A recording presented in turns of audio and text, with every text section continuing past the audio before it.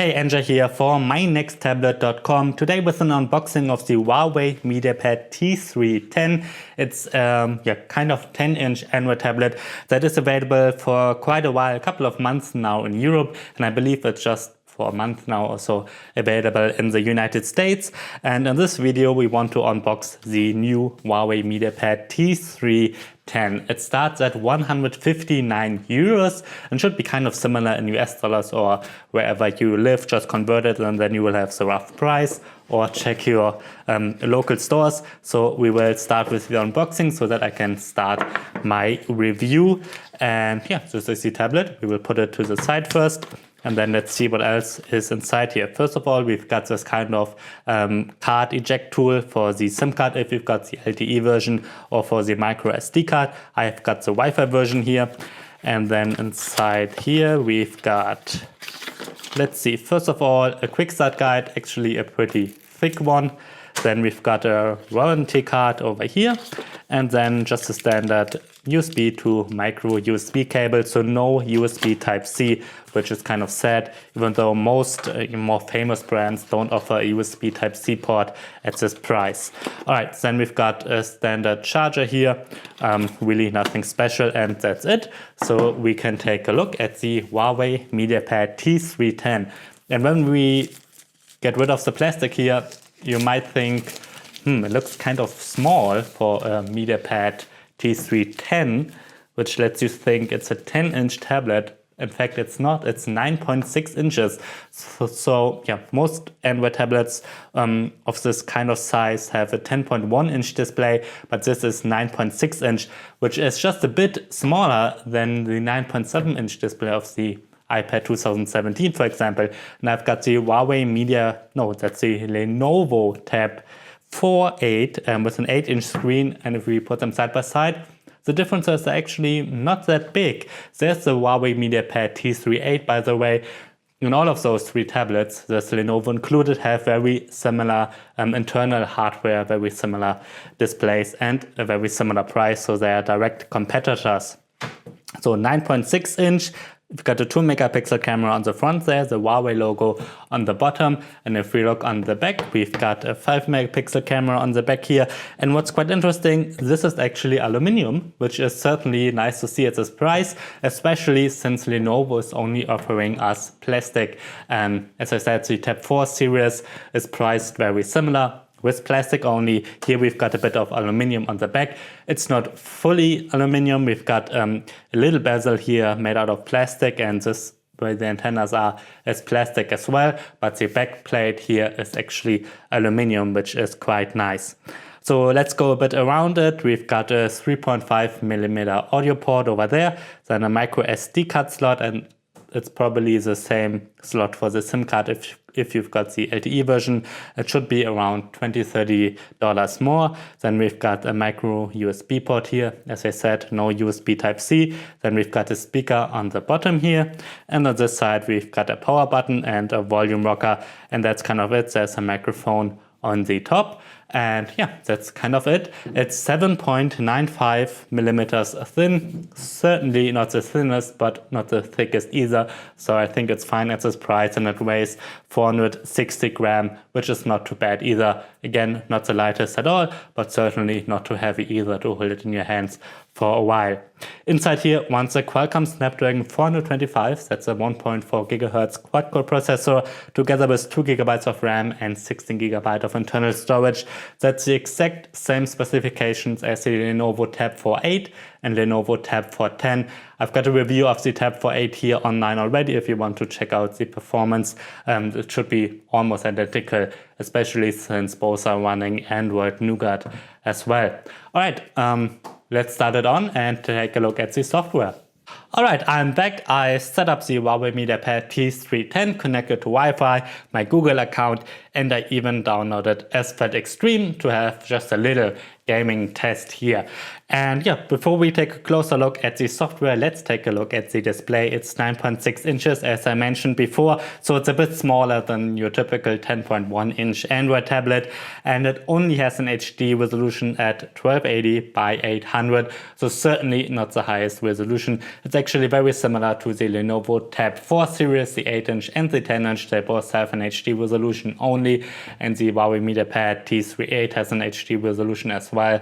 And actually at this price, if you're looking for a more known brand, then it's kind of hard to get a full HD resolution. You can get some lesser known China tablets that offer a full HD resolution at this price or even lower, but from a more known brand, it's not that easy. There's the Amazon Fire HD10, the new one that actually offers a full HD screen, and the Samsung Galaxy Tab A 10.1, but you have to get kind of deal on them. Either you're a Prime member to get the Amazon one a bit cheaper, or search for deals for the Samsung one. That one is just over a year, so there are some interesting deals out there from time to time.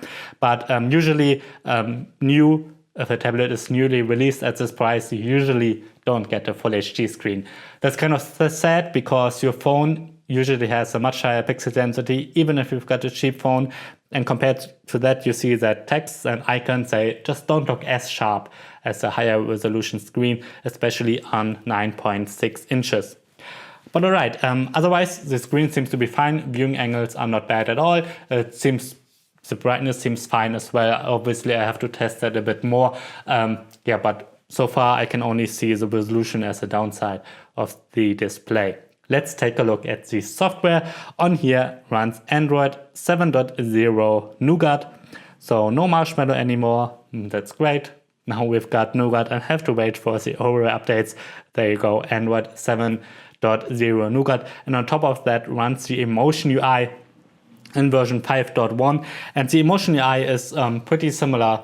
It's actually identical to the recent Huawei tablets and Huawei smartphones. If you got a P10 or a Mate, then the interface is very similar. We don't have an app drawer, for example, here, so all the apps are installed onto the home screen directly, and there are a lot of apps pre-installed, including a Designs app where you can change the design and the layout of your tablet. Everything just from the start looks a bit different, not like typical vanilla Android as you can see here, but you can get used to it quite fast. I'm using a Huawei phone and have no problems with it. There are a lot of apps pre-installed. So we've got these standard Google apps, obviously, then a tablet manager that's identical to the phone manager if you've got a Huawei phone. As I mentioned, the Designs app, there's a calendar app, a Notes app, File Explorer, then we've got a couple of weather app, calculator, sound recorder, a clock,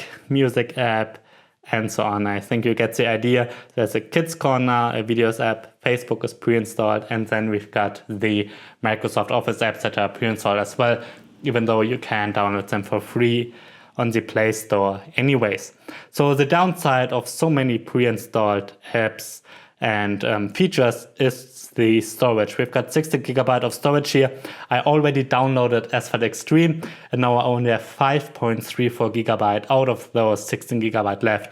Obviously, you don't have to install Asphalt Extreme. It's a quite big game, but even then I took a screenshot before I installed the game.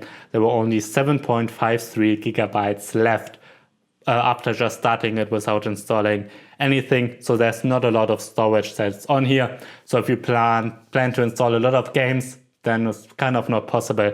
But obviously data and so on videos you can just put onto a micro SD card if you like. All right, let's just open up the browser here and just go to mynexttablet.com, and the performance of the Snapdragon 425 should be fine for most things, especially browsing the web, maybe even write something in Microsoft Word. The performance for that should be fine for watching YouTube.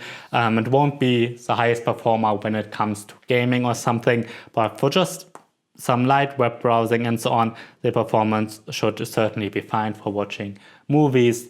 I already reviewed the tablet with the processor with almost identical specs, and there are no big problems there. Obviously, you've got the multi-window feature from Nougat that's integrated here as well, so you can open two apps side by side. Let's test one more thing. I kind of misplaced them. You can swipe and then place the buttons here differently. That's interesting. We've got YouTube open. let's just test the speakers here.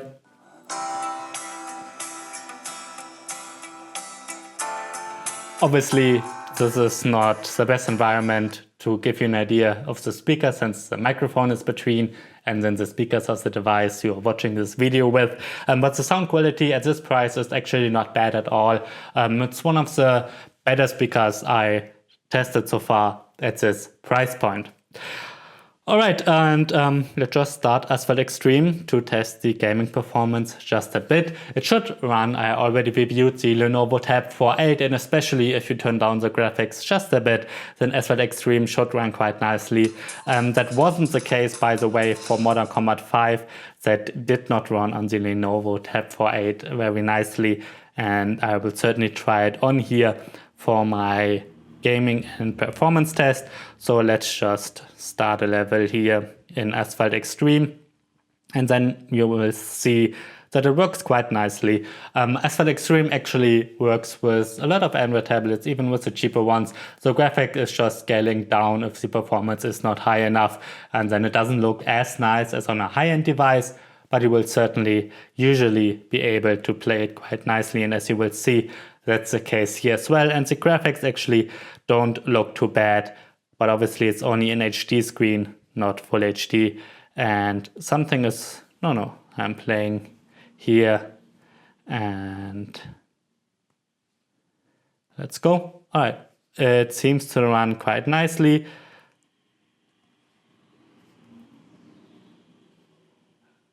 Yeah, I hope you can see no problems here actually. Graphics don't look too bad at all, and it works smoothly. And if you might see some lagging, then just turn down the graphics a bit, and then Asphalt Extreme should work nicely. I will certainly do a more detailed performance test in the future. That just is, you can play simple games on here in Asphalt Extreme as well. Alright, that's a quick unboxing and first look at the Huawei MediaPad T3 a quick summary. I actually think that the build quality for this price is pretty good, especially since we've got some aluminium on the back. The screen is bright enough, but the resolution is not very high, so that's one of the downsides, even though it's not super easy to get something better at this price. Otherwise, the software customizations are quite heavy. If you like it, then great. If you don't, then yeah, that's too bad. The Lenovo Tab 4 series, by the way, does not have as heavy customized stuff in pre-installed. You've got just over 8 GB free on the Tab 4 series, also 16 GB. So if you prefer that, then take a look at the Lenovo Tab 410, for example. And yeah, now I will start my review, do a battery test, benchmarks, and use it for a while. I'm NJ for mynexttablet.com. Thanks for watching. If you have any questions, just write them down below.